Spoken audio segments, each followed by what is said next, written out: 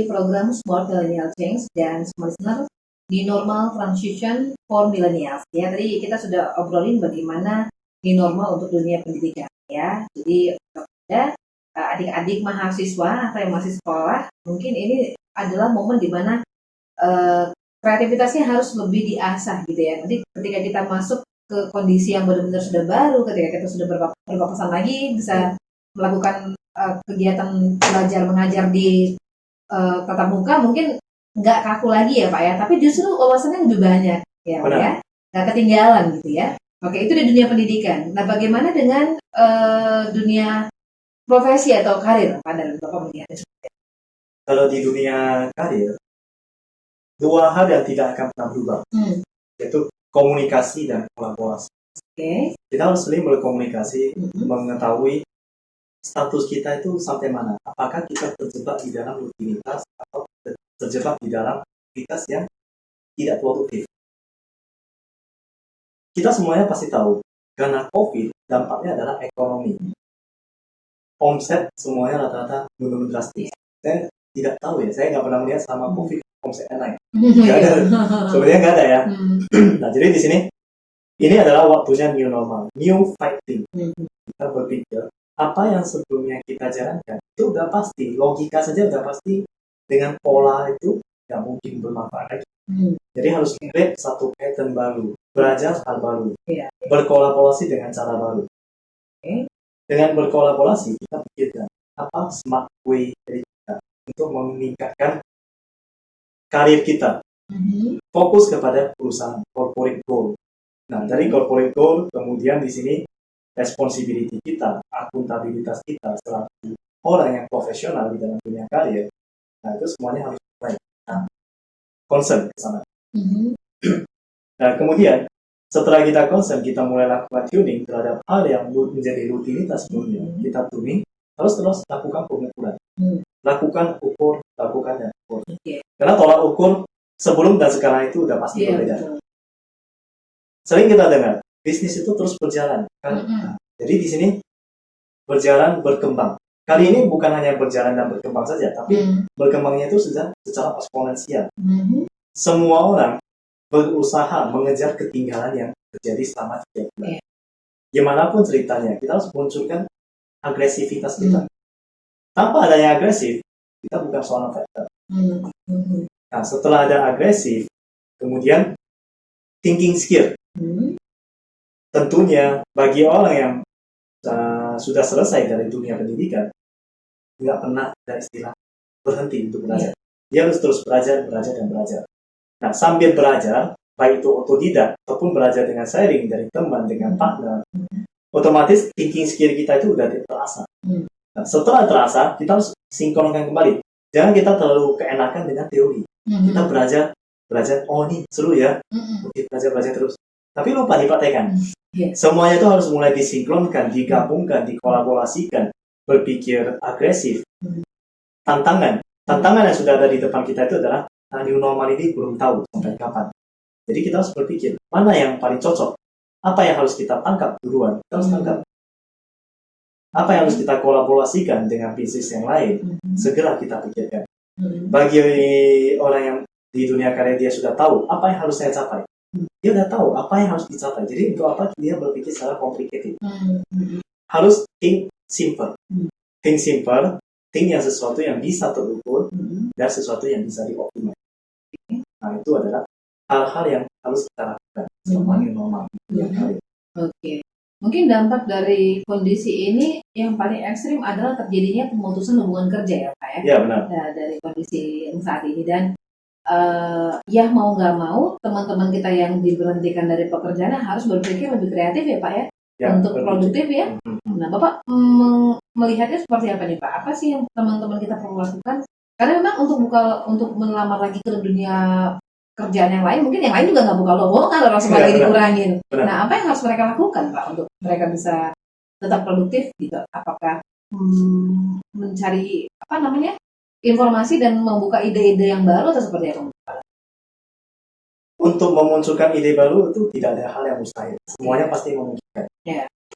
Jadi kalau udah terkena PHK, bersama dengan kerja, apa yang harus kita lakukan? Back to basic. Oke. Jangan memegang saya aduh malu lah kalau saya mengerjakan ini. Buang itu kata gengsi. Iya, Ya, semuanya harus dibuang. Orang yang berpendidikan S1 pun itu belum tentu nggak kena PHK. Dia bisa jadi kena. Karena kenapa? Dia terpilih. Terpilih. Biasa kalau orang dibilang terpilih kan, wah senang nih terpilih. Iya. Tapi terpilih untuk di PHK. Mengapa? Pasti ada sesuatu. Kalau di kita tidak ada nilai jual, tidak ada value, nggak mungkin kita akan terpilih dan dieliminasi. Kalau sudah terjadi, bagaimana? Ya sudah. Dua hal. Yang pertama adalah kita lihat sekeliling. Apa yang bisa kita lakukan? Lakukan dulu. Dan yang kedua adalah tingkatkan knowledge kita. Tingkatkan knowledge, asa kemampuan kita. Nah, jadi setelahnya, pas ada peluang, langsung kita ambil. Itu dua hal bagian. Oke. Kemudian bagi orang yang masih bekerja, ya, jangan merasa syukur. Kemudian ya sudah, saya aman. Iya. Apakah segala sesuatu kekal? Tidak ada yang kekal. Semuanya pasti berubah. Terus seperti kembali ke yang tadi poin pertama, terus berinovasi, berpikir kritis. Anggap kita sudah kondisi terpuruk. Memang kalau dibandingkan COVID dengan tsunami, tsunami sepertinya lebih horor ya. Tapi COVID itu lumayan horor. Iya. Cuma horornya itu pelan tapi pasti. Kalau tsunami nggak pelan, dia cepat tapi pasti juga. Pilihan itu sebenarnya ya kita yang menentukan. Bayangkan aja COVID itu sebagai bencana tsunami. Nah, di saat itu apa yang harus kita lakukan? Lari sekencang-kencangnya. Di dunia karya, apa yang harus dilakukan? Fight sekencang-kencangnya. Berpikir kreatif. Optimize. Buang hal-hal yang tidak produktif. Apa yang tidak penting dibuang. Jangan pernah berpikiran, yang penting pekerjaan saya siap. Yang penting pimpinan saya senang. Tidak boleh. Kita bukan hanya berfokus pada corporate growth, tapi diri kita sendiri. Kita harus fight, dan fight. Tidak ada kata lain. Kata fight. Oke. Lari artinya bukan menghindar dari kondisi ini ya Pak ya? Menghindar. Lari artinya Anda harus semakin lebih gigih lagi harusnya untuk tetap bisa atau tidak tergilas sama gelombang tsunami itu gitu ya Pak ya? Oke. Nah, bahkan tadi Pak Darwin sempat cerita nih, beberapa teman-temannya malah banding setir ya Pak ya, yang profesinya apa jadi apa gitu ya. Ada yang programmer jadinya jualan sayur. Dari jualan sayur dia bisa memasak. Nah, awalnya nggak bisa, ada hobi memasak sama sekali. Nah, di sinilah kemampuan untuk menembus batas. Benar. Selaku manusia. Itu tanpa batasan atau tanpa gengsi. Itu bapak-bapak laki ya Pak ya? Laki kan, masak itu biasa orang-orang kadang-kadang gengsi atau malu, tapi dia tidak membatasi diri dengan itu ya Pak ya? Dia udah abaikan itu kata gengsi. Apalagi dari IT, megangnya komputer langsung ke kompor. Beda jauh. Beda jauh. Mampu. Mau dan mampu. Dua katanya. Oke, kalau sudah mau, yang benar-benar ada jalan terbuka ya Pak ya? Mau artinya apapun yang akan Anda usahakan sehingga terus belajar mampu. Bukti teman Pak Darwin benar-benar nggak bisa masak ya Pak? Iya benar. Benar-benar nggak bisa masak ya sebelumnya. Dan sekarang setelah 3 bulan karena corona dan di rumah saja, lumayan ya Pak ya? Lumayan. Nah ini yang mungkin juga perlu dilakukan semua listener, karena memang saya juga punya teman tuh Pak, apalagi di dunia pariwisata ya, yang paling banyak dampaknya ya, jadi dunia perhotelan. Nah, itu banyak teman-teman juga yang diberhentikan atau dirumahkan, tapi jadi punya ide untuk buka pesanan kue kering gitu sampai mau pesan. Nah itu artinya memang benar-benar seperti Pak Darwin sampaikan tadi, di tengah kondisi tertekan justru kadang-kadang kita justru bisa lebih berpikir kreatif ya Pak ya? Iya benar. Dipaksa gitu ya? Dipaksa. Nantinya setelah new normal berakhir, pikiran kita itu harus dipaksa. Ini masih kondisi COVID loh. Berpikir aja seperti itu, maka yakinlah apapun yang kita kerjakan akan berbeda dengan orang yang sudah terlalu nyaman dengan dunia atau zona nyaman. Nanti kalau misalnya terlalu nyaman dengan zona nyaman ya, kalau misalnya kondisi sudah kembali aktif lagi seperti semua sedia kala, ya mungkin udah mulai nggak nyambung lagi gitu ya Pak, udah mulai ketinggalan banyak ya. Iya benar. Justru kondisi seperti ini yang membuat kita harus lebih aktif lagi, lebih banyak belajar lagi gitu ya Pak. Apalagi mungkin selama ini mungkin orang-orang ya paling paling dunia teknologi itu paling yang dipegang tuh cuma medsos Pak, Hmm. TikTokan gitu ya. Sekarang harus lebih banyak ya Pak ya, yang Ya. dipahami ya di dunia teknologi maksud saya. Benar. Hmm. Bahkan TikTok aja dijadikan sebagai media untuk berjualan. Semua Tapi gitu ya apa Pak. boleh buat? Ya, Hmm.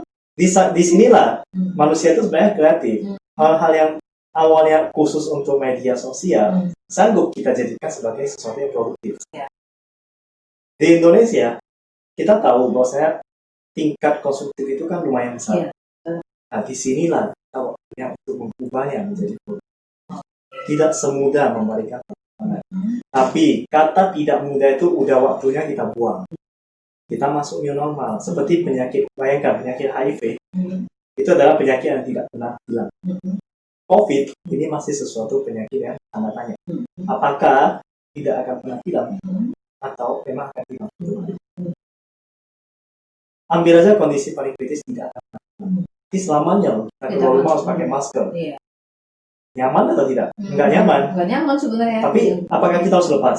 Apakah mau kita ambil resiko? Iya. Nggak mungkin. Oke, banyak hal yang perlu kita adaptasi semua sebenarnya, termasuk di dunia pendidikan, di dunia karir, bahkan juga dunia kesehatan. Sekarang masuk ke rumah sakit agak ekstrim Pak. Banyak banget protokolnya karena mereka juga sebenarnya was-was ya. Iya, Ya, benar. semua tindakan ini adalah semata-mata untuk menekan jumlah orang yang terdampak ya, meminimalisir ya untuk penularannya. Jadi kita ikutin aja protokolnya semua listener. Kita berharap seperti Pak Darwin tadi sampaikan, kita nggak tahu sampai kapan ya, kita berharap mudah-mudahan ini segera berakhir, tapi tetap kita terus belajar supaya budaya yang ini tuh budaya yang baik ya Pak. Ya, Cuci tangan kan bersih bagus gitu ya, jaga jarak. Sebenarnya bukan cuma virus corona tapi virus-virus tertentu yang kalau gampang tertular karena jarak juga kita jadi terjaga ya, gitu ya Pak ya. TBC ya. Bener, bersin atau flu gitu ya, dekat sama orang ketularan gitu ya. Ya. Tapi karena jaga jarak jadi mungkin lebih aman ya. Yes. Oke, baik. Kita masih ada satu segmen lagi. Semua listener, kami akan kembali untuk Anda usai jeda. Maka pastikan Anda tetap bersama kami.